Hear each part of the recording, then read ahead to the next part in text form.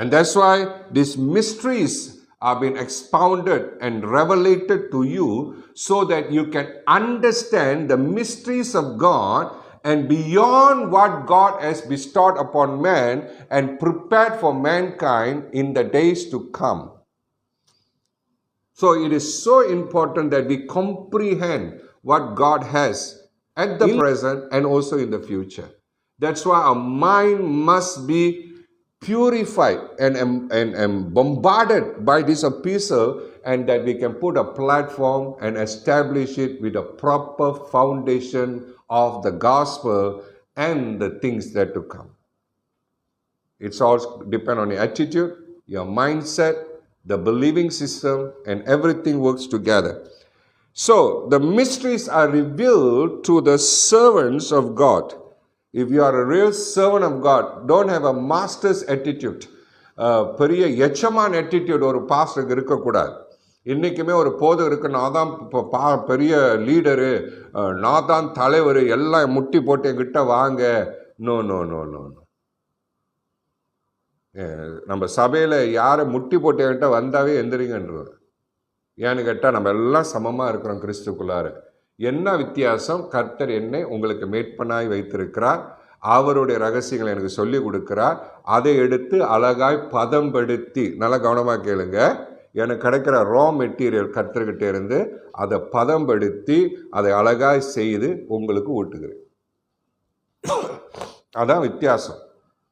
நான் அதை கண்டேன் இதை கண்டேன் அப்படி உங்களுக்கு போட முடியாது. நான் எவ்வளோ காரியங்களை ஆவியில் பார்க்குறேன், எவ்வளோ காரியங்களை வசனத்தில் நான் தியானிக்கிறேன், எவ்வளோ ரகசியங்களை நான் பெற்றுக்கொள்கிறேன், அப்படியே தூக்கி உங்கள்கிட்ட போட்டுற முடியாது. Because you will never understand. இப்போ இந்த உக்கிரம் என்கிற வார்த்தையே அநேக தமிழ் படிக்கிறவங்களுக்கு தெரியாது.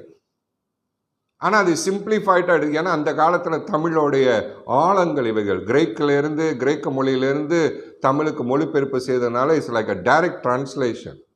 ஆனால் விற்கிறக்காரன்னா வேலைக்காரன், சிம்பிள். ஒரு சிம்பிளிஃபைட் டேர்ம்னா வேலைக்காரன். அந்த வேலைக்காரனுக்கு அந்த ராஜ்யத்தின் ரகசியங்கள் சொல்லி கொடுக்கப்படுகிறது, வெளிப்படுத்தப்படுகிறது, அவன் எடுத்து செயல்படுகிறான். அப்போ இந்த ரகசியங்கள் மறுபடியும் வாசிங்க. இப்படியாக எந்த மனுஷனும் எங்களை கிறிஸ்துவின் ஊழியக்காரன் என்றும் தேவனுடைய ரகசியங்களின் உக்கிரக்காரன் என்றும். அப்பனா தேவனோட வேலைக்காரன், அதே நேரத்தில் அவருடைய ரகசியங்களை தெரிகின்ற உக்கிரக்காரன், ஒரு கண்காணி, ஒரு மேற்பணி. ஏன்னா அவனுக்கு இந்த ரகசியம் தெரிஞ்சாதான் தன் ஆடுகளை வழி நடத்த முடியும். தேவனுடைய வெளிப்பாடு இருந்தாதான் அவருடைய வேலைக்காரன் தெரியும். ஆனால் அந்த வெளிப்பாடு வரணும், அந்த வேலைக்காரனுக்கு அந்த வெளிப்பாடு வரணும். நான் கடவுளுக்கு ஊழியம் செய்கிறேன், கடவுளுக்கு ஊழியம் செய்கிறேன், நான் ஊழியக்காரன்டா, நான் பாஸ்டர்டா, அது ரெண்டாவது மேட்ரு. அது நீயே சொல்லிக்க, நானும் சொல்லிக்கலாம்.